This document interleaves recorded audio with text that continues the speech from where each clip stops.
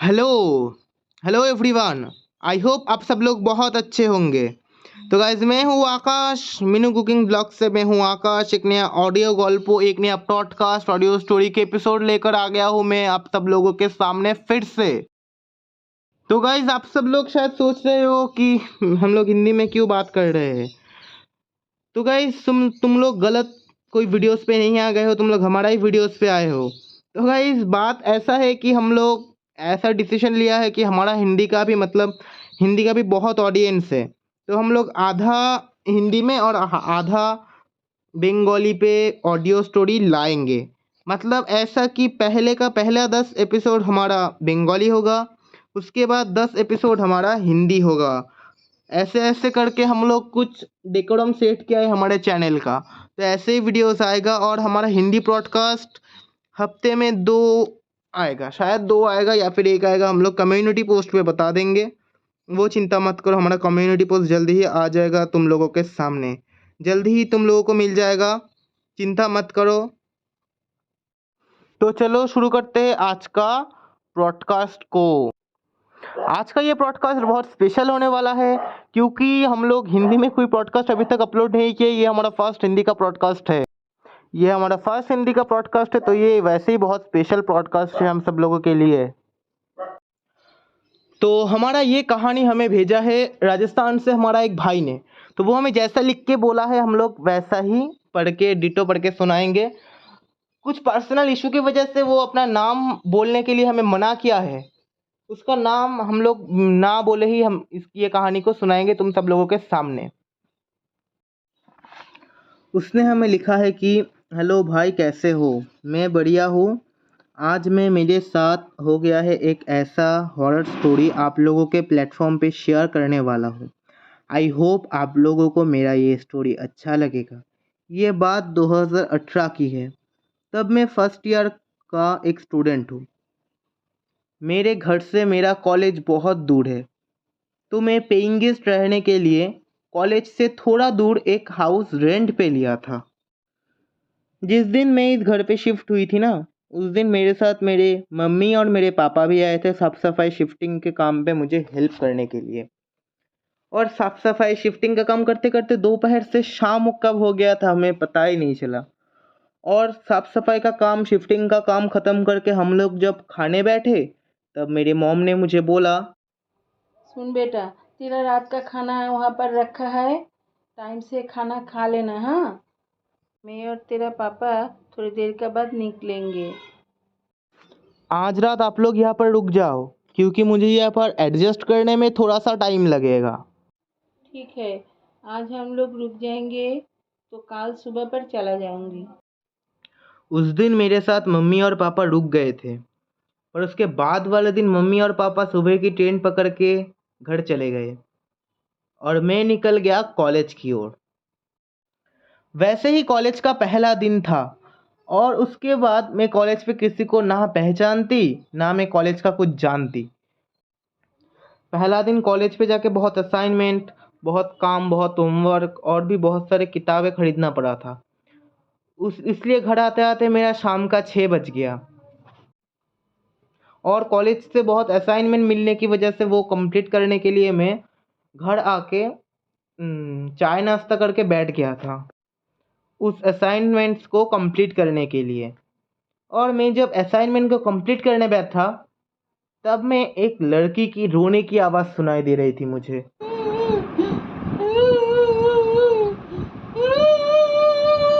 तब मैं सोचा कि ये आवाज़ कहाँ से आ रही है। तब मैं मेरे खिड़की के पार जाके देखा, इधर उधर कोई भी किसी भी लड़की नहीं है। तब मैं जब खिड़की बंद करके मैं जब घर के अंदर आया, तो ये रोने की आवाज़ बंद हो गया था। तब मैं उतना इस आवाज़ पे उतना ध्यान नहीं दिया मैं। तब मैं मेरा कॉलेज का वैसे बहुत असाइनमेंट था, मेरा सिर वैसे ही चकरा रहा था और मैं चुपचाप मेरे बिस्तर पे लेट गया। उतना कुछ नहीं सोचा मैं इसके बारे में। और नेक्स्ट दिन मैं फिर से सुबह उठ के कॉलेज चला गया। इस दिन होता है असली बात।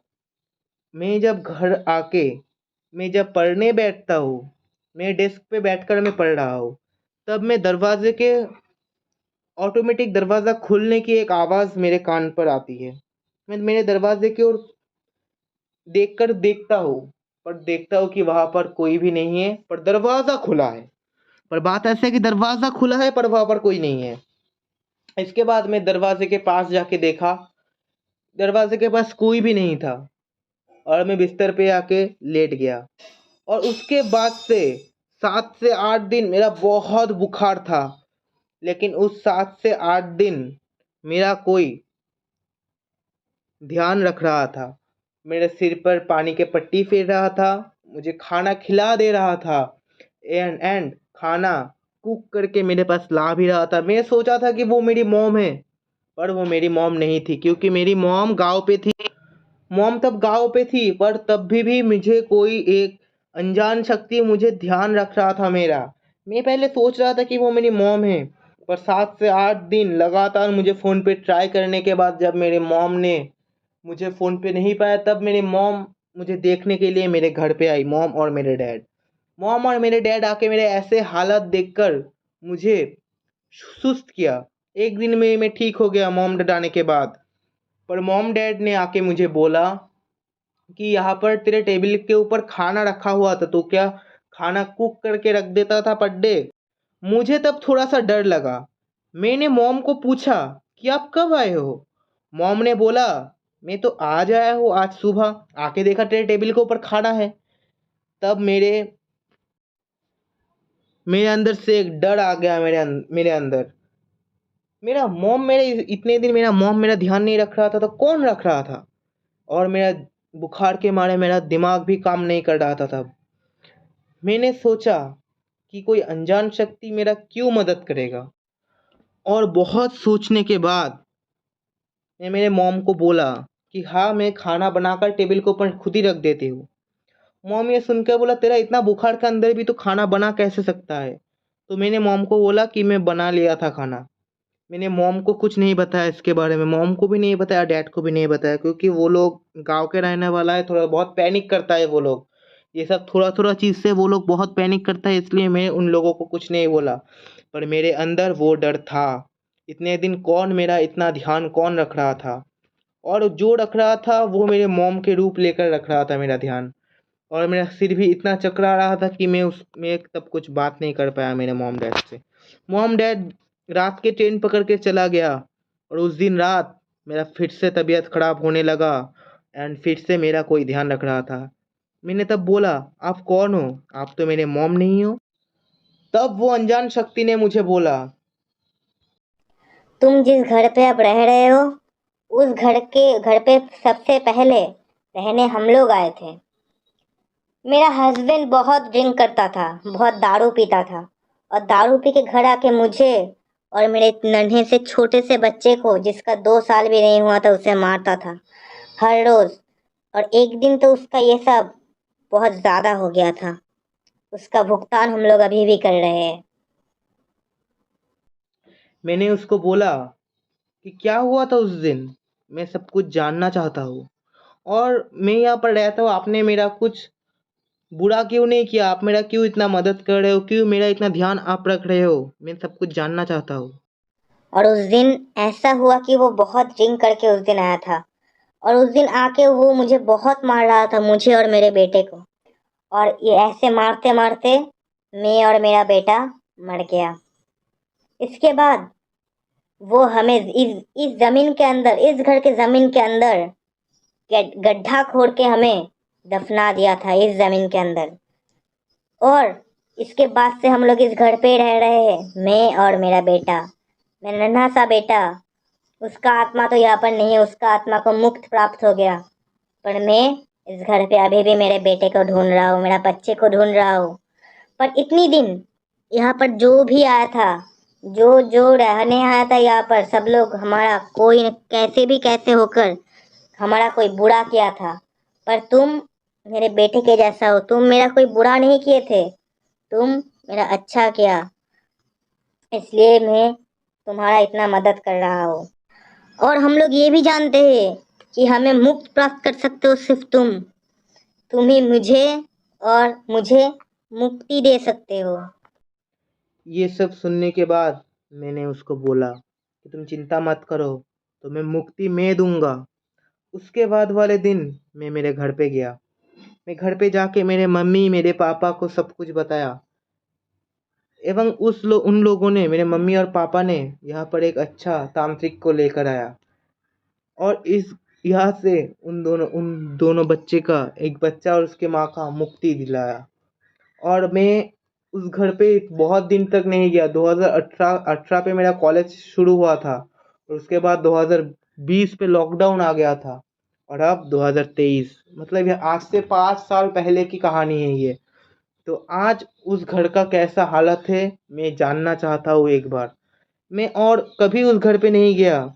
मेरा कॉलेज ख़त्म होने के बाद मैं वहाँ से हमारे यहाँ का एक कॉलेज पे शिफ्ट हो गया और मेरे मम्मी और डैडी भी यहाँ पर बहुत पैनिक कर रहा था मुझे लेकर, इसलिए मैं उस घर से चला आया। आई होप आप लोगों को मेरा कहानी पसंद आया होगा एंड आप लोग ये कहानी आप लोगों के पॉडकास्ट पे सुनाओगे। अच्छे रहना। मेरे पास और भी बहुत कहानी है, मैं आप लोगों को धीरे धीरे सारी कहानी भेजूंगा। बाय बाय, अच्छे रहना। तो गाइज आप लोगों ने इतने देर तक सुना राजस्थान के उस भाई का ये कहानी। आप लोगों को कैसा लगा ये कहानी हमें बता दीजिएगा। और इस भाई के पास और भी बहुत बहुत कहानी है, तो वो सब कहानी भी ये भाई हमें बताएगा। पर उससे पहले आप लोगों को क्या करना होगा, आप लोगों को हमारे चैनल को करना होगा सब्सक्राइब। इस वीडियो को अगर अच्छा लगा हो तो करना होगा लाइक। और हमारा चैनल जो छोटा चैनल है, छोटा यूट्यूब चैनल है, तो हमारे चैनल को ज़्यादा से ज़्यादा शेयर करना होगा सबके पास। शेयर करके हमें लोगों के पास पहुंचा देना होगा। तो चलिए अलविदा, फिर से आते हैं और एक दिन नया हिंदी पॉडकास्ट लेकर आप सब लोगों के सामने। चलिए टाटा बाय बाय अलविदा, मिलते हैं नेक्स्ट वीडियो पे।